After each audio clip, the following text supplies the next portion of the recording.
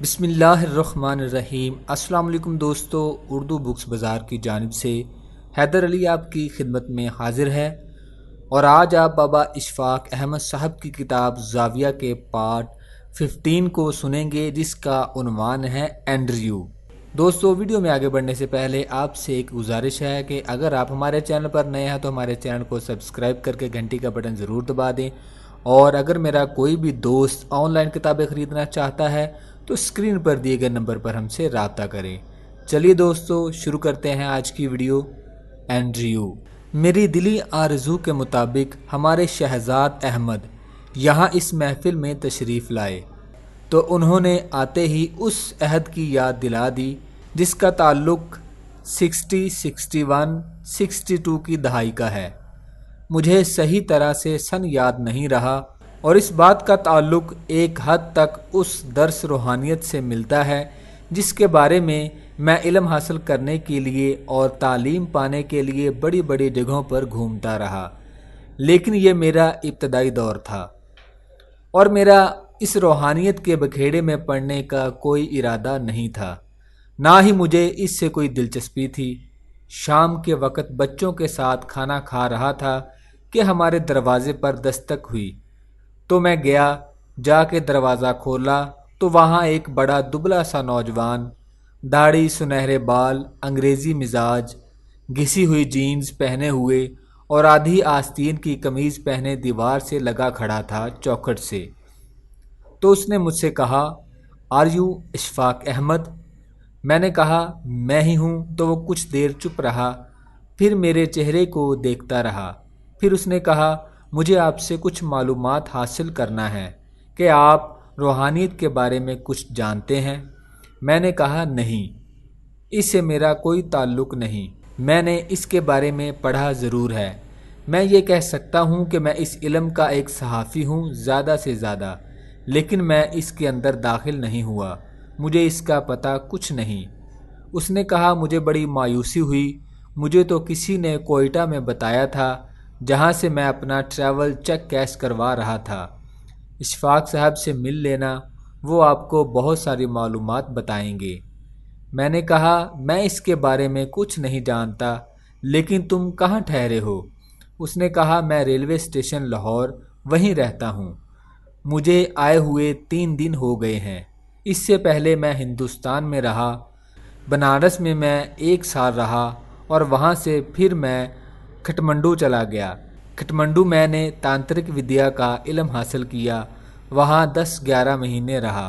तांत्रिक का इल्म हासिल करने के बाद मेरी कोई तशफ़ी नहीं हुई तो फिर यहाँ आ गया लाहौर में। किसी ने बताया कि लाहौर भी रूहानियत का गढ़ है। मैंने कहा, यह मदीनतुल औलिया है तो सही, लेकिन मैं इसके बारे में कुछ ज़्यादा जानता नहीं हूँ।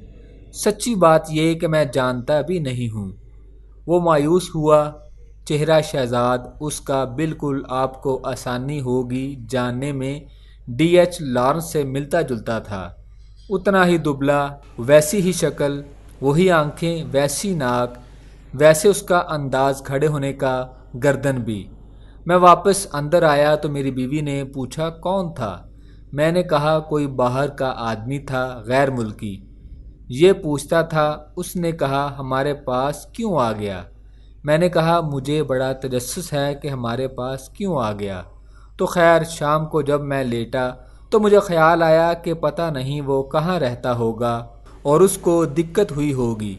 शरीफ सा आदमी था और वो कुछ जानना चाहता था और दिक्कत में मैं भी था। हिप्पी इस ज़माने में बहुत आया करते थे और उसका अंदाज़ भी हैपानिया था। तो यूँ मेरे जहन पे ये सारी चरखी चलती रही। अगले दिन मैं 10-11 बजे रेलवे स्टेशन पर गया तो वहाँ 3rd क्लास के नलके के पास अपनी किताब खोले दीवार से ढो लगाए कुछ पढ़ रहा था। मैं उससे मिला। मैंने कहा, मैं माफ़ी चाहता हूँ, कल आपके साथ ठीक बात नहीं हो सकी। आपका नाम क्या है? उसने कहा, मेरा नाम एंड्रयू है। मैंने कहा, तुम यहाँ कहाँ रहते हो? कहने लगा, मैं यहीं रहता हूँ। मैंने कहा, तुम्हें यहाँ दिक्कत होगी? उसने कहा, नहीं, दिक्कत कोई नहीं, हम आम आदमी हैं, ऐसी कोई मुश्किल नहीं। ये बहुत अच्छा है, पानी मुझे मिल जाता है पीने को। کھانے کو ایک آدھ سموسہ کھا لیتا ہوں۔ میں نے کہا تم ایسے کرو، میرے ساتھ چلو گھر، اور وہاں تمہیں تھوڑی سی آسائش ہوگی، میری طبیعت پر بڑا بوجھ ہے۔ اس نے کہا ٹھیک ہے، میں حاضر ہوں، چلو۔ جب چلنے لگا تو اس کے پاس کچھ تھا ہی نہیں۔ میں نے کہا اپنا تھیلا اٹھا لو۔ کہنے لگا کون سا تھیلا، میرے پاس تو کچھ نہیں۔ میں اسے اپنے ساتھ گھر لے آیا تو میری بیوی کہنے لگی یہ کیا چیز پکڑ لائے ہو، کیونکہ جب وہ گھر آیا تو ایک تو اس کے بدن کی بڑی بدبو تھی، ہیپیوں سے خاص قسم کی بدبو آیا کرتی ہے۔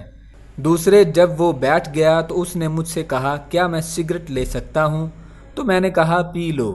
جب اس نے سگریٹ پیا تو میری بیوی نے کہا یہ کیسا سگریٹ ہے، اس میں تو اور قسم کی بدبو ہے۔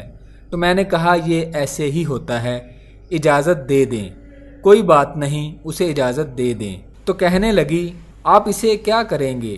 میں نے کہا ہمارا یہاں ایک کمرہ ہے، بڑا اچھا سا خالی پڑا ہے، تو اس میں رہ لے گا، پڑھا لکھا آدمی ہے۔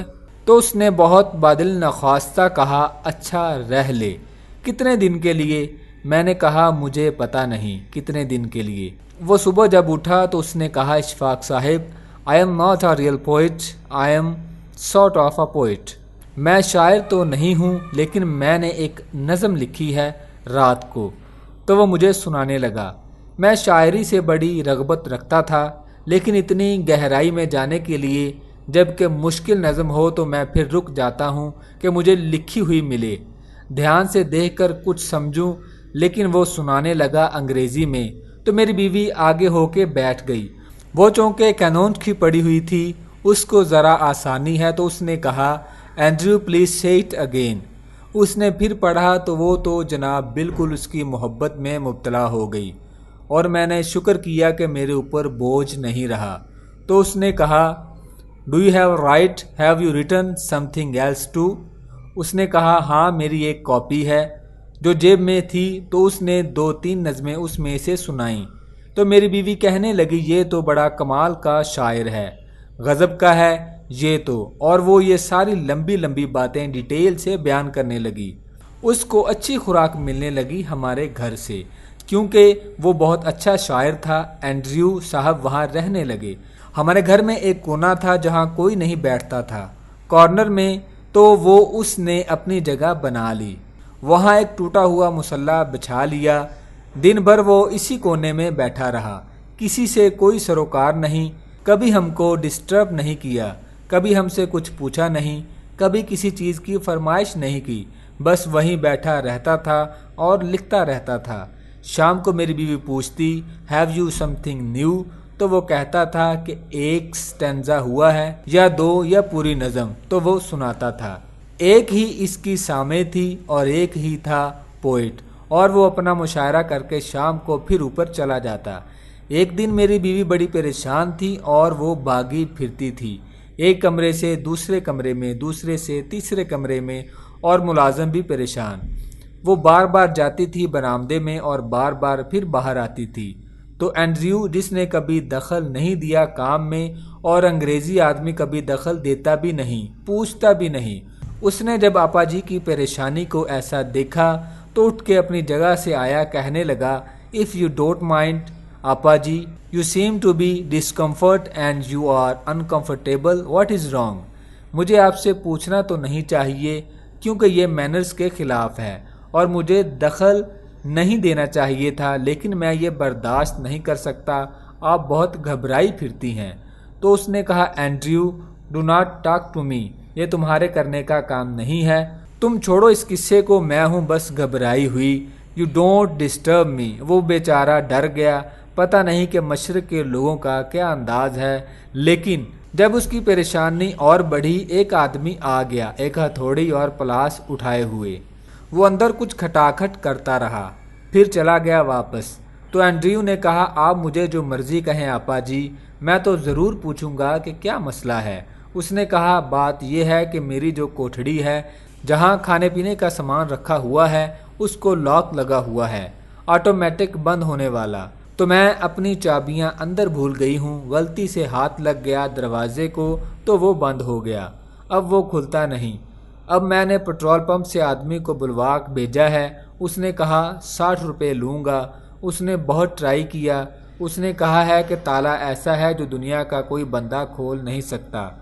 ترخان کو بلوائیں، وہ آری لے کر اتنا حصہ کاٹے گا، پھر لاک نکلے گا۔ اس نے کہا کیا میں آپ کا وہ تالا دیکھ سکتا ہوں؟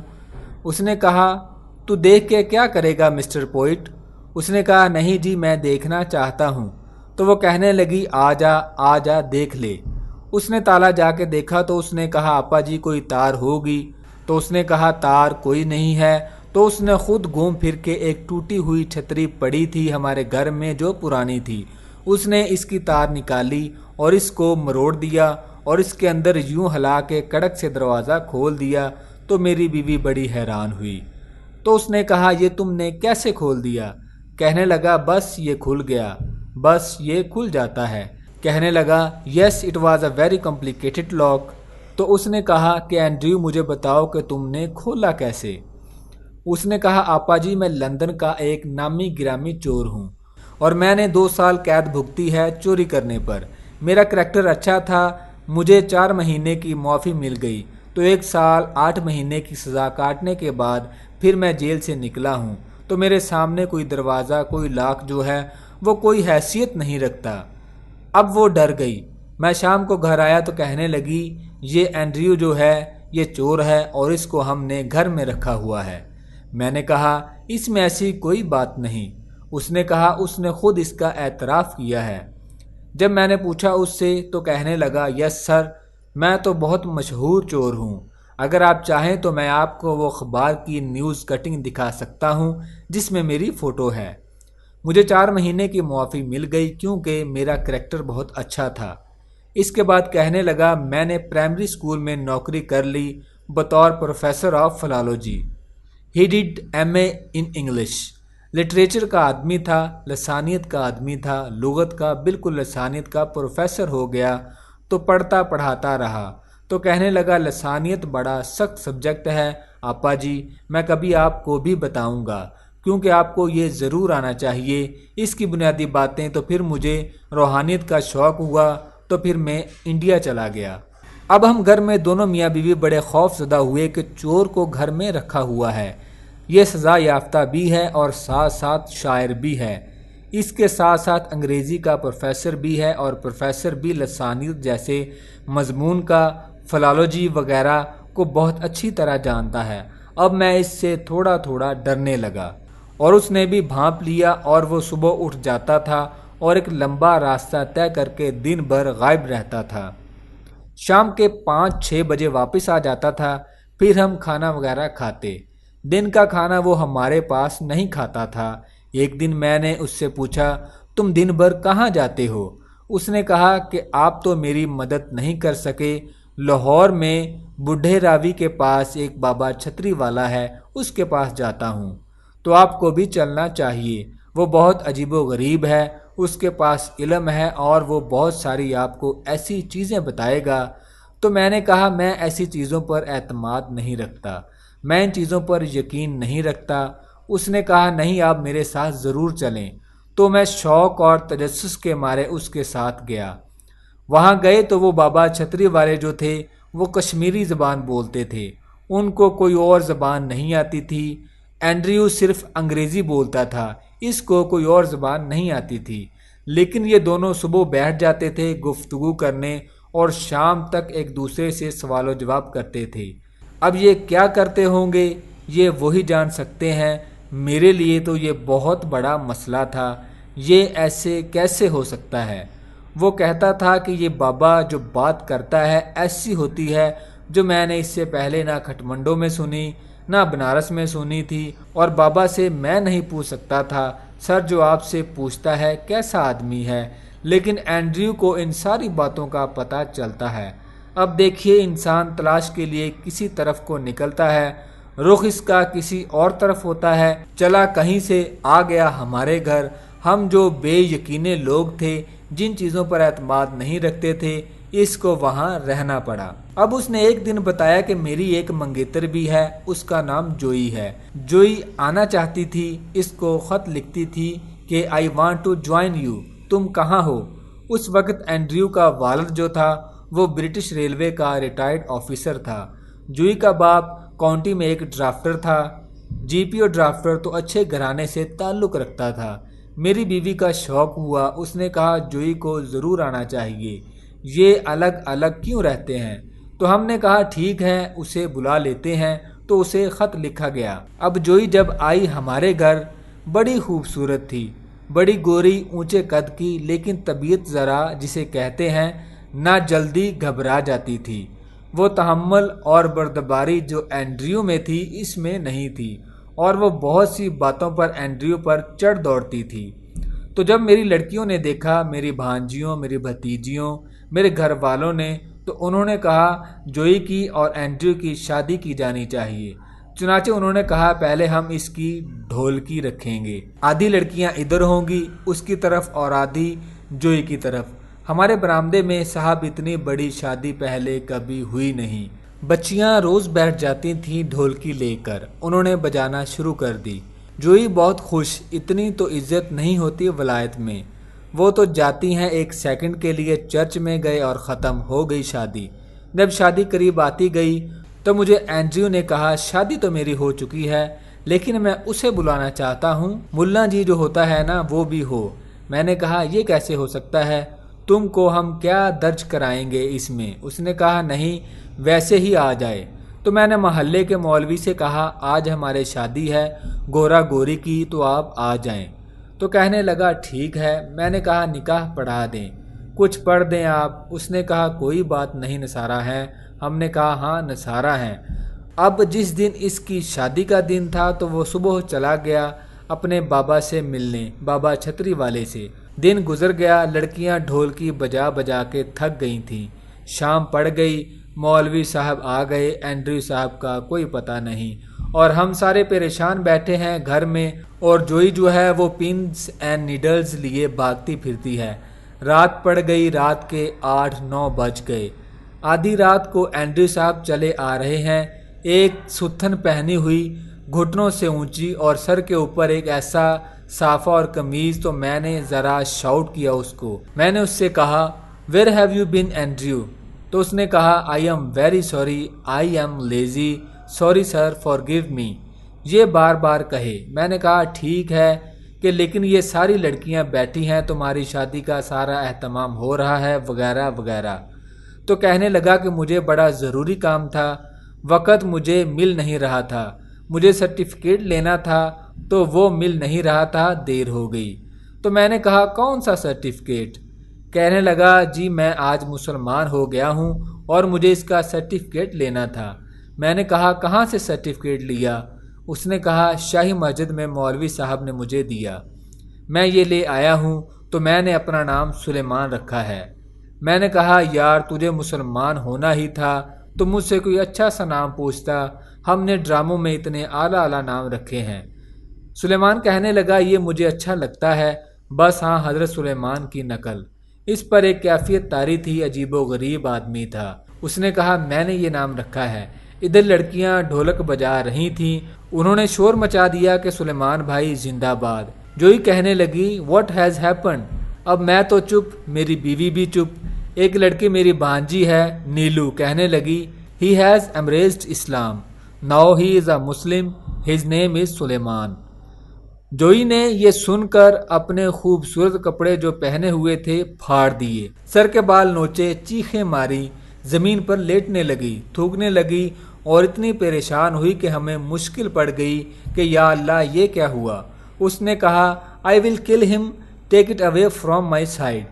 سلیمان تو اس کو یوں سمجھانے کی کوشش کرے، لک اس نے کہا ڈونٹ ٹاک ٹو می، تم اتنے ظالم ہوتے ہو، دہشت گرد ہوتے ہو، تم کچھ بھی ہو جاتے مسلمان نہ ہوتے، تمہیں پتہ نہیں یہ دنیا کی خوفناک، ظالم، خونخوار قوم ہے۔ اس نے کہا look I know we are not such people. اچھا اس کو بتا رہا ہے کہ ہمارے دین میں یہ اکیلا دین ہے جس میں لا اکراہ فی دین ہے، دین پر کوئی جبر نہیں ہے۔ میں تم کو کبھی نہیں کہوں گا کہ تم اپنا دین تبدیل کرو، مجھے اس بات کا حکم ہے۔ وہ اس کو اس طرح سے کہہ رہا ہے جس طرح سے اب وہ ایک اور چیز ہو گیا۔ جوئی کو ہم نے سمجھایا، ملا جی بھی بیٹھے ہوئے ہیں، ادھر آ کے لڑکیوں کی ڈھولک بند ہو گئی، बड़ा रोना पीटना पड़ गया। उसने कहा आई क्विट, मैं ये नहीं करूँगी। चुनाचे हमने कहा इसकी अगर मर्जी ना हो तो वो कहने लगी आपा जी नो नो नो, एक ही बात करे। मिस्टर सुलेमान जो कि पहले एंड्रयू था एक ही बात कहे, लकुम दीनुकुम वलिय दीन। ये पता नहीं क्या कुछ पड़ा हुआ था कि शादी ज़बरदस्ती नहीं करना। मैंने बताया तो है कि पाजामा सा पहना हुआ था, बू भी वैसी ही आ रही थी। खैर वो इसे छोड़कर वापस चली गई, ये रह गया। उसने कहा कोई बात नहीं, ऐसा हो ही जाता है। हम ज़बरदस्ती करने वाले बंदे नहीं हैं, लेकिन मैं इसको मनाऊंगा ज़रूर, चाहे कोई शामिल हो या ना हो, तो आप मेरी एक मदद करें। मैंने कहा क्या? मैंने कभी कोई आपसे चीज़ नहीं मांगी, तो वो मैंने देखी है। मैंने एक दिन स्टोर खोला था आपा जी के साथ चावल निकालने के लिए। वहाँ स्टोर में एक डिब्बा था टीन का। सर उसमें एक बहुत कीमती चीज़ पड़ी है, क्या आप वो मुझे दे सकते हैं? मैं डर गया, पता नहीं क्या मांग रहा है। मैंने कहा क्या है? तो उसने कहा रियल क्रूड शुगर। गुड़ पड़ा था हमारा 5-6 साल का, गंदा बदबूदार। वो उसने देख लिया तो उसने कहा ये तुमने कहाँ से लिया है? और ये अल्लाह की नेमत, हम तो सफ़ेद शुगर खाते हैं। वो था जो हम भैंस वगैरह को देते थे। हमें इसे फेंकने के लिए कोई मुनासिब सी जगह नहीं मिली थी। वो कहने लगा तो मैंने पूछा तुम इसका क्या करोगे? उसने कहा यू डोंट नो सर, इसमें कैल्शियम होता है, इसमें आयरन होता है, इसमें फॉस्फेट होता है, ये सारी चीज़ें मौजूद हैं। ये बड़ी नेमत है, मुझे दें, मैं इसका केक बनाऊंगा। मैंने कहा जोई चली गई, शादी तुम्हारी हुई नहीं, केक बना के क्या करोगे? उसने कहा नहीं। चुनाचे वो गंदा गुड़ वाहियात उसने घोल के आटा डाल के इतना आला दर्जे का केक बनाया, हम तो खा ना सके, लेकिन वो काट काट कर छुरी से खा रहा था। हमारे घर वालों को एक एक टुकड़ा दिया तो मेरी बीवी ने कहा इसकी शादी का है, हमको लेना चाहिए। तो हमने भी लेकर जल्दी जल्दी थोड़ा थोड़ा खाया। तो उसने कहा मैं अपनी माँ को फ़ोन करना चाहता हूँ। तो मैंने कहा ज़रूर करो। तो उसने कहा मैं अपनी माँ को फ़ोन करना चाहता हूँ। तो मैंने कहा ज़रूर करो। उसने यूके बरतानिया माँ को फ़ोन किया कि यहाँ पर मकामी लोगों ने मेरी शादी सेलिब्रेट की मामा। माँ उसके बजाय इससे ये पूछती कि ये कौन लोग हैं, किधर हैं, कहने लगी हाउ वाज द केक। बस एक ही बात के मामा 5 पाउंड रादर 3 पाउंड, और इसमें ये था। और उसने इसको गुड़ की कैफियत बताई, इसमें कैल्शियम फलाना, आयरन फलाना फलाना, कोई 18 किस्म की खूबियाँ गिनवा दी। फिर उसने कहा मैं तुम्हें कल एक कटिंग लेकर पार्सल करके केक की भेजूंगा। केक शादी का बड़ा अजीब चीज़ होती है। फिर अचानक एक दिन वो हमको छोड़कर चला गया। मुझे कोई 1 महीना बाद उसका ख़त आया कि मैं बदीन में रहता हूँ, सवात में एक जगह है और यहाँ दरिया बह रहा है, और अल्लाह मियाँ ने अगर जन्नत ज़मीन पर उतारी है तो वो सवात है, और मैं यहाँ बहुत ही खुश हूँ। यहाँ पर हूँ और मुझ पर अल्लाह का बड़ा फ़ज़ल है। मैंने जगह ख़रीद ली है, मेरे पास 13 कनाल ज़मीन है। मैंने कहा वो तुमने कैसे ली? उसने कहा यहाँ जिन लोगों की ये ज़मीन थी, एक बाप 3 बेटे हैं, इसमें सब्ज़ी उगती है कि दुनिया देखे, और मैं हसरत भरी निगाहों से इस टोटे को देखता था पहाड़ में। तो वो मुझसे पूछते तुम क्या देखता है गोरा? मैंने कहा ये कितनी खूबसूरत ज़मीन है। उन्होंने कहा लानत हो, ये कोई ज़मीन है, ये कोई जगह है, ये कोई मुल्क है, दफ़ा दूर। तो मेरा उनका झगड़ा हो गया। मैंने कहा तुम ज़मीन मुझे दे दो। उन्होंने कहा तुम ज़मीन हमसे ले लो, 4 वीज़ा हमको लंदन का मंगवा दो। मैंने कहा मंजूर। मैंने अपने बाप को ख़त लिखा, उसने मुझको 4 वीज़ा भेज दिया। उन्होंने कचहरी जाकर ज़मीन मेरे नाम कर दी। मैंने कहा अगर जन्नत है तो सवात है। तो वो कहते थे अगर जन्नत है तो इंग्लिस्तान है, हमें क्या अच्छी चीज़ मिल गई। मैं कहता था अगर जन्नत है तो ये सवात है, पाकिस्तान है, क्या अच्छी चीज़ मिल गई। कहने लगा अशफाक साहब मैं समझ नहीं सका ये क्या है, वो लोग जन्नत क्यों छोड़ गए हैं? वो जो पठान थे वो कहते थे ये बेवकूफ़ का बच्चा इंग्लिस्तान की जन्नत छोड़कर इधर क्यों आ गया है। तो ये एंड्रयू की कहानी थी जो वक़्त की कमी की वजह से मुझे यूं बंद करनी पड़ रही है। फिर किसी महफिल में आया तो फिर बयान करूंगा कि ये फ़ैसला इंसान के लिए बहुत मुश्किल हो जाता है कि इसकी जन्नत अर्ज़ी कहाँ पर है। ख़वातीन व हज़रात, आपका बहुत बहुत शुक्रिया, اور بڑی مہربانی، اور اللہ آپ کو آسانیاں عطا فرمائے اور آسانیاں تقسیم کرنے کا شرف عطا فرمائے۔ دوستو، آپ سن رہے تھے بابا اشفاق احمد صاحب کی کتاب زاویہ کے پارٹ 15 کو، جس کا عنوان تھا اینڈریو۔ پارٹ 16 میں آپ سنیں گے گوما ان ہالینڈ۔ دوستوں، میں امید کرتا ہوں کہ میری آج کی یہ ویڈیو آپ کو پسند آئی ہوگی۔ مزید اس طرح کی اچھی ویڈیوز دیکھنے کے لیے ہمارے چینل کو سبسکرائب کریں اور گھنٹی کا بٹن ضرور دبا دیں تاکہ ہماری آنے والی ہر نئی ویڈیو آپ تک بر وقت پہنچتی رہے۔ اور اگر میرا کوئی بھی دوست آن لائن کتابیں خریدنا چاہتا ہے تو اسکرین پر دیے گئے نمبر پر ہم سے رابطہ کریں۔ ویڈیو کو لائک کریں، شیئر کریں اور کمنٹ کر کے اپنی رائے کا اظہار ضرور کیا کریں۔ اللہ آپ کا حامی و ناصر ہو۔ جزاک اللہ۔